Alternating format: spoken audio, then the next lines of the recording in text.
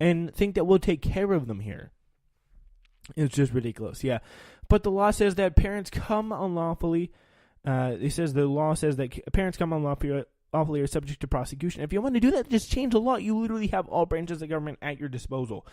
And he also goes on to say, and the law says we must carefully take care of children that will come, and they must be held not by the law enforcement branch, but by our Health and Human Services branch to ensure they're probably taken care of. So for at least 72 hours. So, and they're when they get those kids in there, they're like, let's get it to exactly 72 hours. Then we'll take them away, get them locked up for the longest amount of time. Like, because that's, like, I wouldn't be surprised if they actively try to keep these infants locked up for the maximum period of time, or maybe even more. I would not be surprised if they keep them up for like 3 or 4 days, because infants here, again, we're talking infants, because these are the type of people that they are. It's really awful stuff. So, I mean, if you get immigrant parents, if your kids get ripped out of your arms and locked up for 72 hours, maybe more, before being transported into a repurposed Walmart with blacked out windows that not even U.S. Senator can visit, well, that's your problem. That's your problem. Just get over it. Yeah, that's the kind of country we're living in now. Proud to be an American. All right, ladies and gentlemen, welcome back. We got our 200th episode once again today. Wow. Very exciting. And also, we got a little bit of a story to tell you today about Jeff Merkley, the White House senator. White House is slamming the senator who tried to visit the kids' detention center by blaming him for sexual assault. Interesting. We'll take a look at how this fiasco has played out thus far.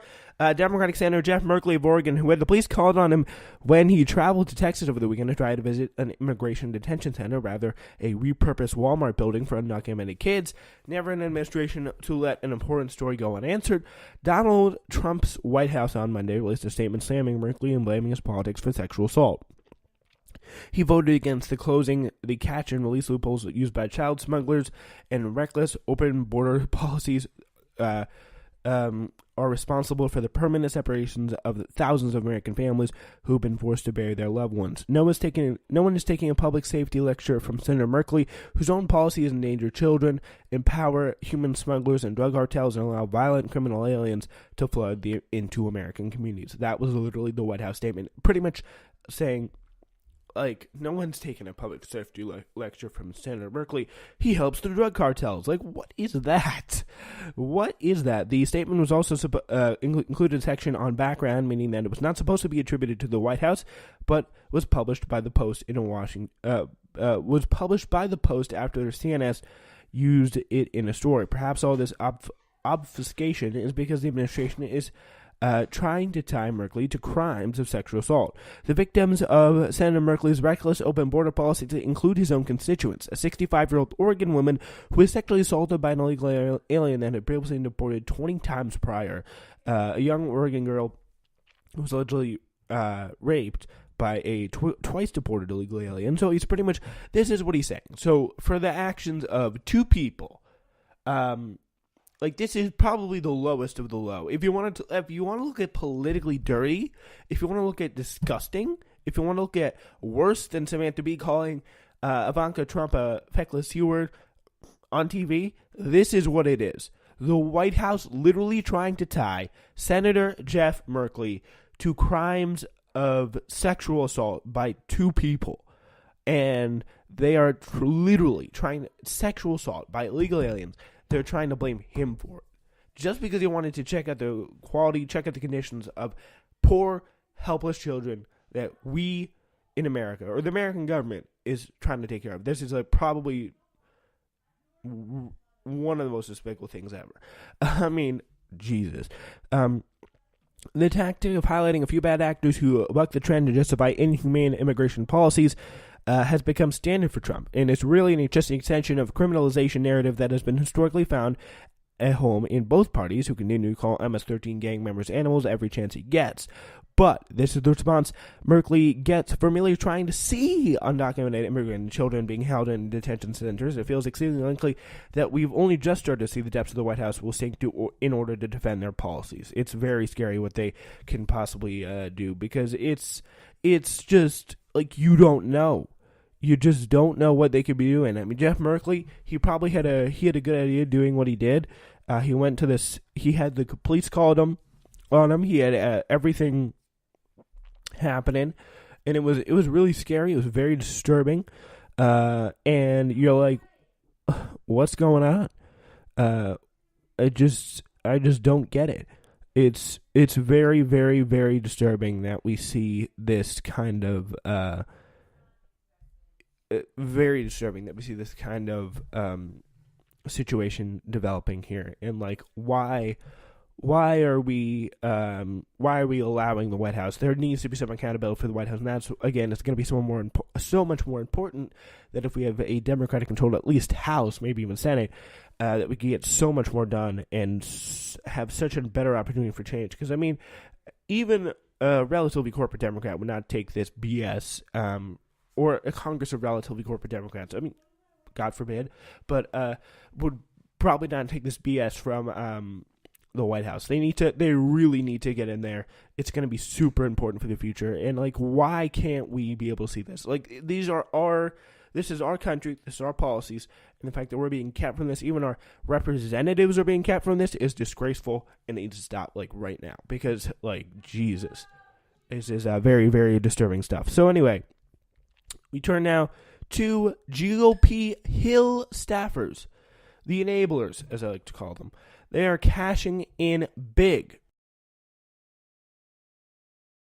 on the on this tax bill. So they helped write the law, and they're cashing in big.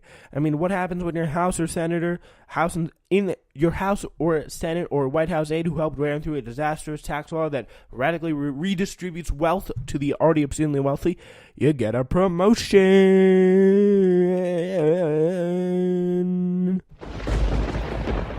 Boom for that promotion, right?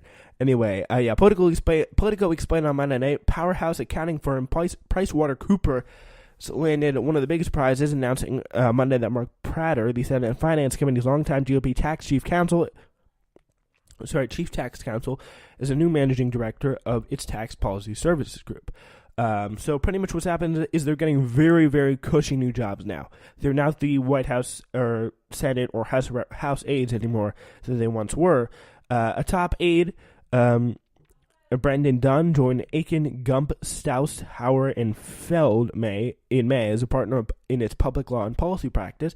Some less visible tax aides from both chambers have gone through the revolving door to companies hoping to rake in new businesses and more profits from the package of tax cuts and legal changes. And it's not just a Hill phenomenon. Down on Pennsylvania Avenue, Shahira Knight, who's at the negotiating table on behalf of the White House as the tax bill develops, is heading to the Clearinghouse, a banking policy and lobbying group. That company said Monday. Knight has previously worked as a lobbyist as well as a Ways and Means staffer, so pretty much she was on the Ways and Means committee, or whatever it is. So, so she is very well connected in the policy and the lobbying for getting rich people richer, and she's going to have the chance to exercise those skills, so good for her. Good for her.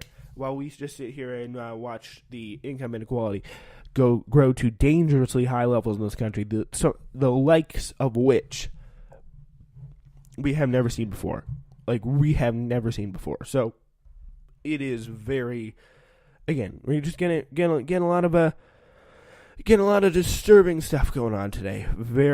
Some very disturbing stuff. So the House Ways and Means Committee has already lost its staff director to the lobbying firm Squire Patton Boggs, and several other low-level committee, House, and Senate staffers have also departed for bigger, greener pastures. And when I say greener, it's not just like the grass is greener.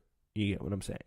Anyway, Whitney Naffer left the Ways and Means Committee to become the Director of Federal Government Affairs for Walmart. She's going to be the lobbying group for Walmart, and they don't mess around. If you don't know anything about them, they don't mess around. So there are a few reasons why they're moving on. One of them is that the Republicans may lose control of the House, which would throw a wrench into whatever garbage plans the Senate and the White House are trying to cook up next. But more importantly, they're delivering. They're cashing in after delivering the goods. They came through big time. They passed probably one of the worst tax bills we've ever seen in the history of this country. That is pretty much a failure. that massively redistributes wealth. We've analyzed it. We broke it down. This was months ago. I mean, and now they have waited patiently, and then now they're going to get the wealth redistributed to them. At the site, as the site noted, Prater and Dunn, these are former White House aides, were each making $170,000 a year working in Congress, but are presumably making much more for lobbying for groups like Akin, Gump, Strauss, Hauer, and Field, Dunn's new employer. Akin Gump, in particular, has spent the most on federal lobbying out of any group over the past 20 years, and is currently millions of dollars ahead of the second biggest spender in 2018. Others on Akin Gump's payroll include former advisors to Bill Clinton, Al Frum and Vernon Jordan, and 3 U.S. senators, 2 former congressmen, and a former cabinet secretary.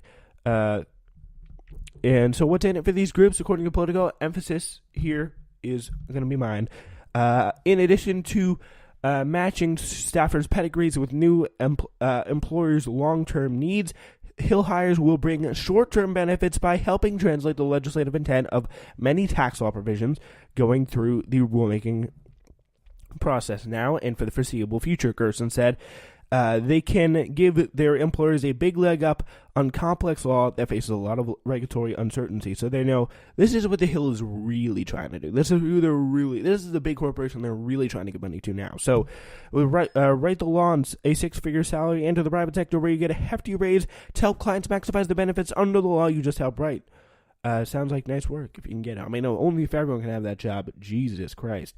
Anyway, so now we end today with finally a fun story.